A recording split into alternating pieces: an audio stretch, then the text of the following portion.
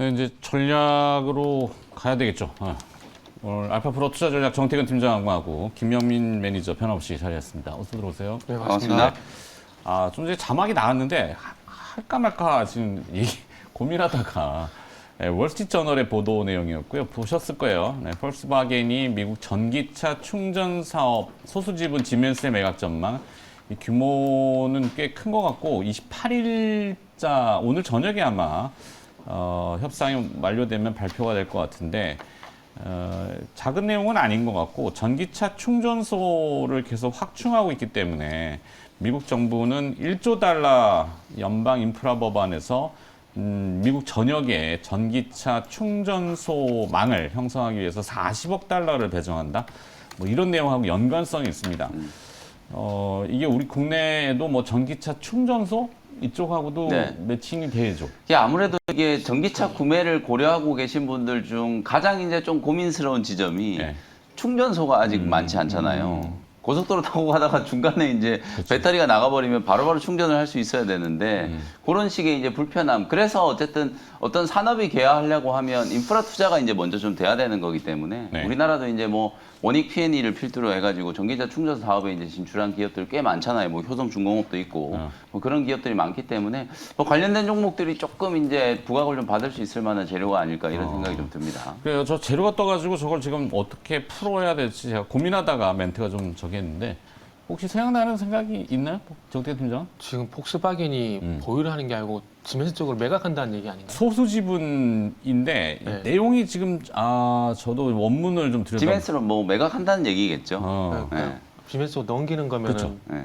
폭스바겐한테는 안 좋은 거니까요. 그러니까 건 폭스바겐은 참 안 되는데 집중하고 네. 지멘스가 원래 이제 저런 설비 쪽 잘하니까 뭐 그런 쪽에 그런 넘기는 것 게 같아요. 아닐까. 구분을 좀 그런 생각이 짓겠다. 드네요. 나쁜 재료 같지는 않아요. 네.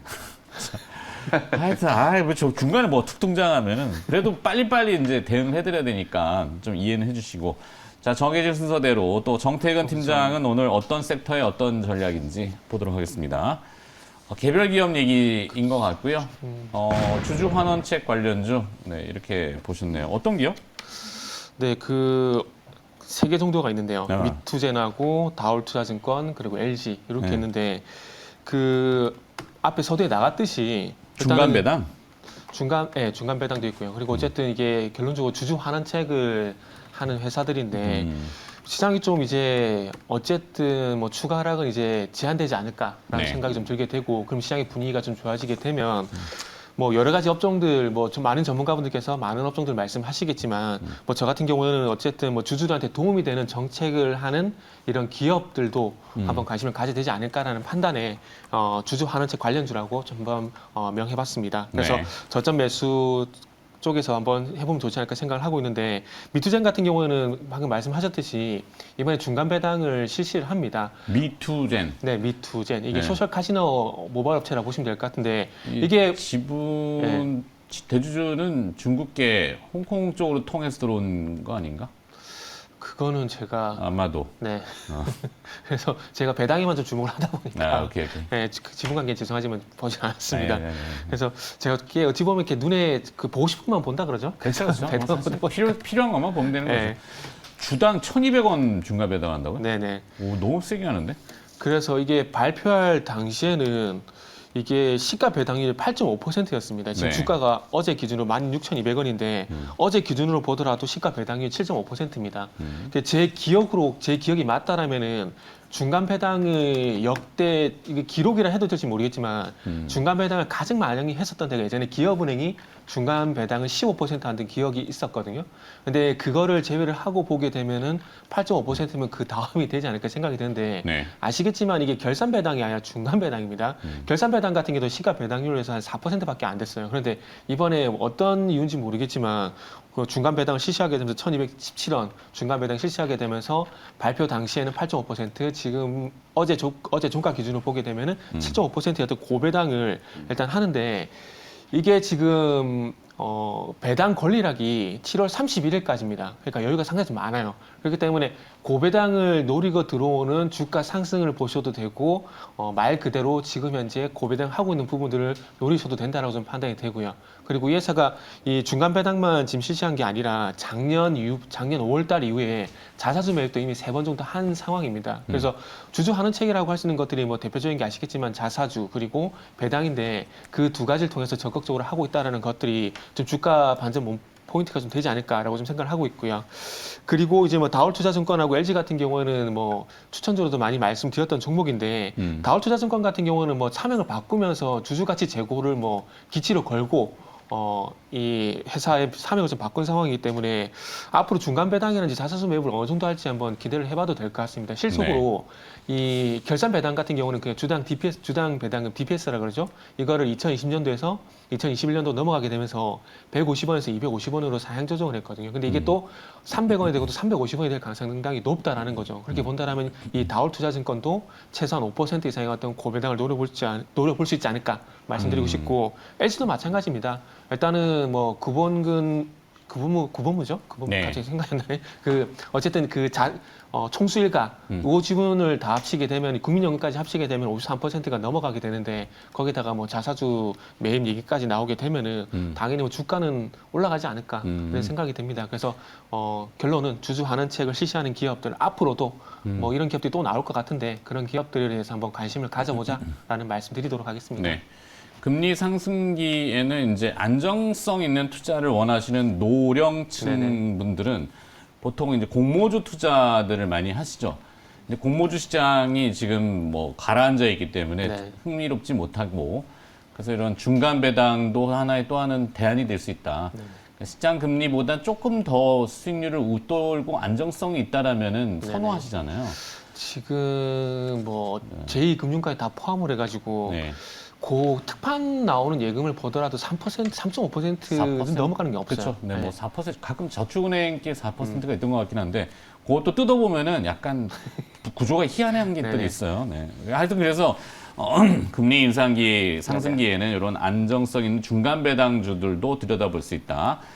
그런 기업으로 미투젠, 다올투자증권, LG 이렇게 정리가 됐고 김영민 매니저 오늘 섹터 전략 뭔지 볼까요? 김영민 매니저는 어제 이제 드디어 발표된 한전의 전기료 인상 논란 아직도 많죠. 네. 결국 또 뭐 에너지 얘기를 좀 드리고 싶은데 문제는 뭐 경제야 뭐 이런 표현이 있었잖아요. 문제는 에너지야. 그 결국은 지금 뭐 모든 사람들이 다 이제 에너지와 관련된 이제 관심들을 많이 좀 갖고 계시고 어제 우리나라 이제 한전 전기료 인상에 대한 것 때문에 정말 좀 논란이 좀 뜨거웠어요. 우리나라도 지금 물가가 뭐 5%, 6%까지 지금 올라갈 수 있다라는 전망이 나오는데 왜 하필 지금 전기료를 올리냐. 뭐 정부 이제 당국자들은 지난 정권에 전기료를 하나도 안 올려가지고 지금 한전이 지금 파산하기 직전인데 당장 올려야 된다. 뭐 이런 얘기를 하고 사실 5원 올린다라고 해가지고 한전의 이제 적자가 메워지지가 않아요. 킬로와트 시당 최소 30원 이상 지금 인상을 해야 겨우 적자가 이제 메워질 수 있는 수준인데 한 5원 정도 이제 인상을 하게 되면 4인 가구 기준으로 이제 1,000원 조금 넘게 이제 더 부담을 좀 하게 되고 대신에 이제 뭐 제철소라든지 뭐 이런 이제 철강 기업이라든지 이런 회사들 같은 경우에는 뭐 작게는 500억, 많게는 뭐 수천억 가까이 전기료 부담이 이제 조금 늘어난다 이런 얘기들을 지금 하고 있는 상황이거든요.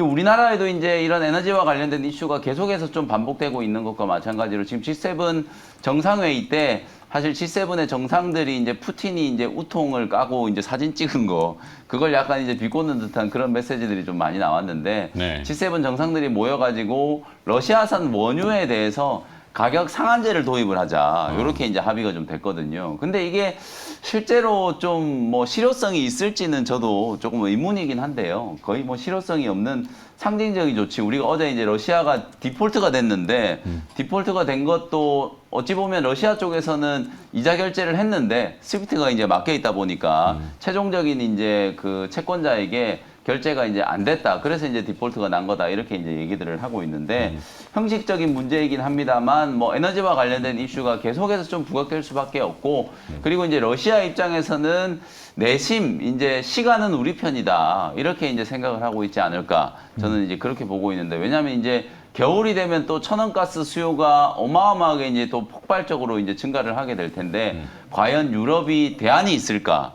뭐 이런 생각들을 조금 해보면 당분간은 이제 유가와 또 천연가스 가격 이런 것들이 물가에 이제 미치는 또 영향에 대해서 우리가 계속해서 좀 주목을 할 수밖에 없을 것 같고 오죽했으면 지금 뭐 우리나라가 이제 유류세 최고 이제 30% 인하에서 이제 50% 인하 법 개정을 이제 추진을 하고 있는 상황이고 미국은 뭐 유류세가 그렇게 높지는 않은데 미국도 지금 휘발유 가격이 워낙 이제 비싸다 이런 얘기들을 많이 하고 있다 보니까 미국도 이제 유류세 아예 폐지를 지금 검토하고 있는 상황이고 더 재밌는 건 이제 횡재세 도입을 지금 검토하고 있다. 네, 정유사들. 네, 정유사들 이제 이게 어찌 보면 바이든 대통령의 발언 때문에 약간 이제 촉발된 이슈가 아닐까 싶은데 바이든 대통령이 이제 지난 주말에 정유사들이 이제 하느님보다 돈을 더 많이 벌었다. 뭐 이런 발언을 좀 하면서 사실 이제 이 어찌 보면 유가와 상관없이 정제 마진을 너무 많이 남기고 있는 거에 대한 조금 비판적인 이제 시각을 이제 얘기를 한 건데 실제로 뭐 영국에는 이미 횡재세가 이제 뭐 도입이 되어 있다라고 하는데 우리나라도 이제 그걸 도입해야 되는 거 아닌가. 바이든 대통령이 이제 발언을 하자마자 우리나라의 이제 당국자들이 정유 기업들 담합한 건 아닌지 한번 살펴보겠다, 조사해보겠다 이런 얘기들을 하고 있고 어찌 보면 이제 고통 분담을 해야 되는 거 아니냐 이런 얘기들을 지금 하고 있거든요. 근데 사실은 이게 좀 정유사들 입장에서 좀 억울할 수밖에 없는 게 아니 우리 코로나 터졌을 때 원유 가격이 마이너스까지 갔었잖아요. 실제 원유 선물 가격이 네. 그때는 안 도와줬거든요. 정유 기업들 안 도와줬는데 이제 돈을 좀 많이 버니까 이제 횡재세 내야 된다 이렇게 얘기를 하는 건 사실 이제 시장 경제의 논리로 봤을 때는 좀 뭐 타당성 여부에 대한 건 논란이 있을 수는 있어요. 다만 이제 지금 물가가 올라가고 있는 거에 가장 좀 결정적인 영향을 미치고 있는 게 결국은 또 에너지 가격이고 그 중에서도 이제 유가가 가장 좀 결정적인 영향을 좀 미치고 있는 상황이기 때문에 적어도 이제 고통 분담에 대한 좀 고민은 같이 해봐야 되지 않겠는가 뭐 이 정도의 수준으로 이해를 하시면 될 것 같고 그래서 계속해서 지금 대안이 되고 있는 게 어저께도 이제 원전 관련된 종목들이 상당히 좀 강했잖아요. 한전 기술이라든지 우진 같은 이런 종목들이 이제 좀 강했는데 그게 결국은 뭐 원전과 관련된 우리 국내의 어떤 정치적인 이슈도 분명히 좀 있긴 하지만 지금 뭐 윤석열 대통령 유럽 나토 회의에 초대를 받아서 가셨잖아요. 거기 원전 세일즈를 좀 하러 맞습니다. 가셨기 때문에 네. 예, 우리나라의 에너지 정책은 원전이다. 네. 그리고 또 한미일 정상회담을 할 때 또 이 원전 관련된 이슈가 또 부각이 좀 될 수 있기 때문에 어저께 이제 원전 관련된 종목들이 정작 이제 두산 에너빌리티 방문했을 때는 시세가 별로 안 났었는데 네. 어저께 이제 한전기술, 우진 이런 종목들이 아주 강하게 조금 움직이는 그런 모습들이 좀 나타났거든요. 그래서 우리가 뭐 소형 원전 포함해가지고 친환경 신재생 에너지에 대한 부분들 관심을 좀 가져볼 필요가 있다. 주가가 뭐 지금 부담스러운 자리가 아니기 때문에 충분히 여러분들이 좀 저점 공략을 해볼 수 있는 타이밍이다라고 보여지고요. 풍력 관련된 종목 중에서 CS 윈드, 그다음에 이제 태양광은 단연 뭐 OCI라든지 조금 조정을 좀 강하게 받은 S에너지 같은 이제 소형주들도 한번 보셔도 될 것 같고, 그다음에 원전 관련된 거는 이제 우진하고 한신기계 이렇게 네. 이제 소형주들 좀 말씀을 좀 드려보도록 하고요. 탑픽 종목은 CS 윈드하고 OCI 이렇게 두 종목을 한번 선정을 해드려보도록 하겠습니다. 네, 좀 전에 자막 흘러갔습니다만 골드만삭스는 올 여름에 유가는 배럴에 140달러 네, 전망한다고 매수 포지션 가지고 있는 모양이네. 네. 그러게요. 좀 무서운 전망이네요. 합리적인 추론. 네. 네. 아니길 바라지만 네. 골드만삭스는 워낙 큰 회사이기 때문에 저걸 누가 만약에 들여다본다면 연준 정도나 미국 그렇죠. 의회 정도나 들여다볼 수 있을까? 맞습니다. 연준도 못 들여다볼 것 같은데. 하여튼 그렇다는 겁니다. 140달러는 좀 너무한 거 아닌가? 아니 뭐 쟤네들이 이런다. 저 네. 사람들이 저렇게 얘기하니까. 뭐 이전에 180달러보다 낫네요. 좀 낫죠. 네. 그러게요. 네, 조금 180보다 낫습니다. 낫습니다. 네. 자, 알겠습니다. 자, 정리하겠습니다. 두 분의 오늘 섹터 전략은 김명민 매니저는 계속 에너지 쪽 이슈를 들고 오셨고 대체 에너지라고 할 수 있겠지만 뭐 CS 윈드, OCI 이런 풍력과 태양광 연관성을 지어주셨고 그다음에 정태근 팀장은 이제 배당, 중간 배당 이슈는 아무도 사실 관심이 별로 없지만 그래도 이런 것들도 있다라는 의미로 미투젠이라는 기업과 그다음에 GS LG 다올투자증권 참 에너지에 하여튼 빠졌네요. 자막에 보이는 것만 함축하시면 되겠습니다. 자, 일발 장면 넘어가겠습니다.